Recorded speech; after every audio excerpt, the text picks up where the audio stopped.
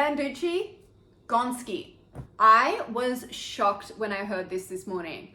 The guy is a corporate CEO, the CEO of Australia's biggest supermarket. He's done a reasonable job, all things considered, over that time. He's had a couple of hiccups. He hasn't had a great run recently, but to retire, very coincidentally, the day after a train wreck TV interview is just weak. That's the only word that I could think of to describe it.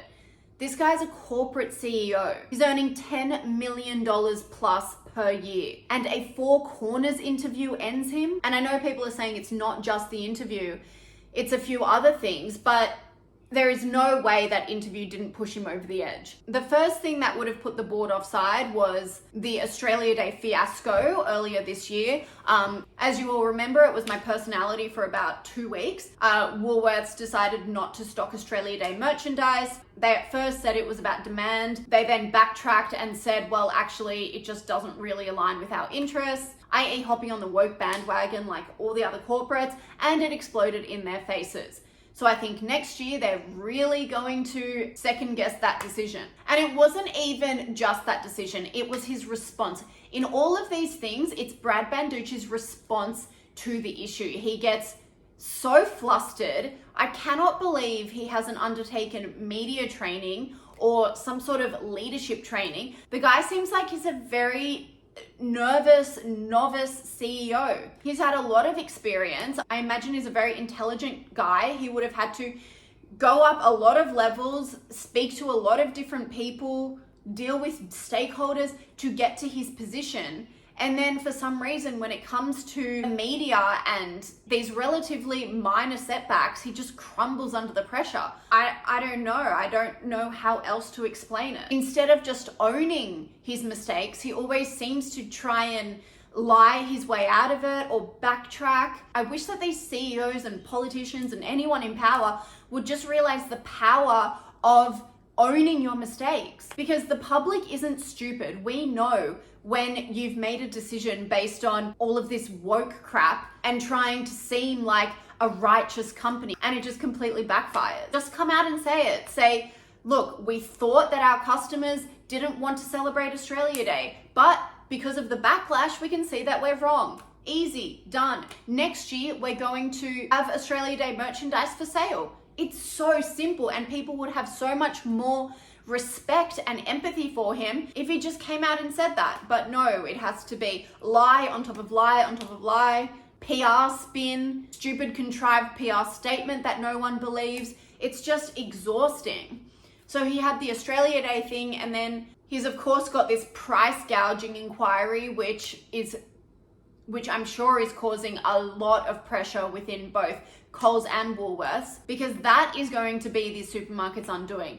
The corruption in supermarkets seems like it's off the chain, and I am so interested to see what this inquiry comes out with, because we have never been paying more at the supermarkets, and speaking to farmers and wholesale producers, they're saying that they have never been getting less for their produce. So someone is making a big chunk of profit in the middle. So yes, he would be feeling a lot of pressure from that. But once again, he's the CEO of a major supermarket making major profits. So he should be able to justify his finances. You know, he's making $10 million after all. He's got to earn his keep somehow. And then finally, the straw that broke the camel's back, it seems, was this Four Corners interview, which was an absolute train wreck. Oh my gosh, I was cringing the entire time. And once again, he just looked so weak and feeble in this interview.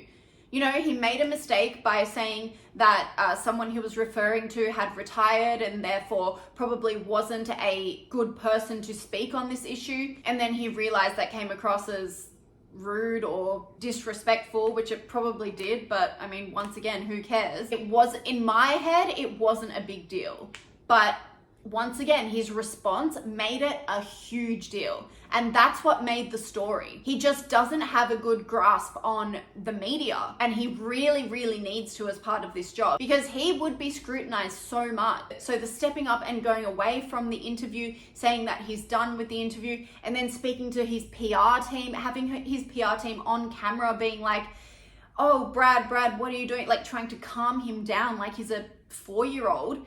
having a tantrum, the power shifted completely from him as the CEO to the PR team. Why is the PR team having so much power over the CEO?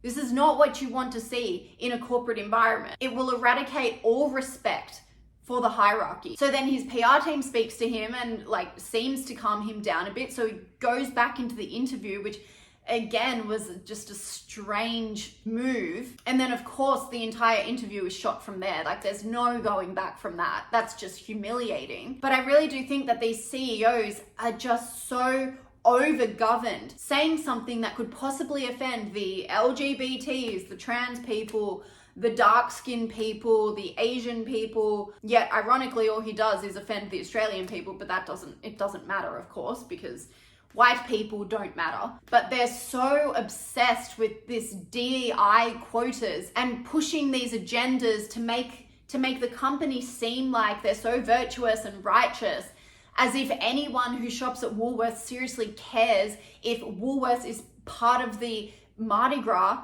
or supports Black Lives Matter or climate change or any one of these woke campaigns that are constantly being pushed down our throats, to the point that they are so nervous and ridden with anxiety that they screw up really important interviews that then send them over the edge and they have to quit.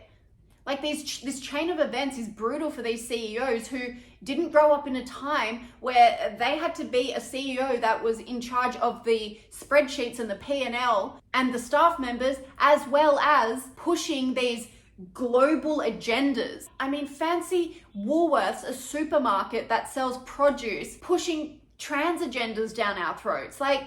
Why is this even a thing? Why is there even a connection between Woolworths and Pride or Mardi Gras? Just stay completely out of it. Focus on getting the best quality produce for us, make money for your shareholders, and everyone will be happy. But no, there are so many distractions, not only for Woolworths, but for Qantas, for Australia Post, and all of these CEOs have exited in the same way. There's just so much pressure to do everything, and I guess they're just human, but also they should know better. If you're a CEO of a massive company, you need to stand up. Put your big girl or big boy pants on and say, this is getting out of hand. This is ridiculous. I'm going to run this company so it's a profitable, good, sustainable company for our employees and for our shareholders and our customers, most importantly. But I'm not adhering to all of these distractions, all of these agendas that we are now expected to push down all of our customers' throats because for some reason, someone, somewhere told us that we now have to devote time, effort, and resources to all of these causes no one even cares about. For once, I would like one CEO or one politician or one judge to just say that, to be real and raw and say what all of their customers are thinking. That is a corporate that I can get behind.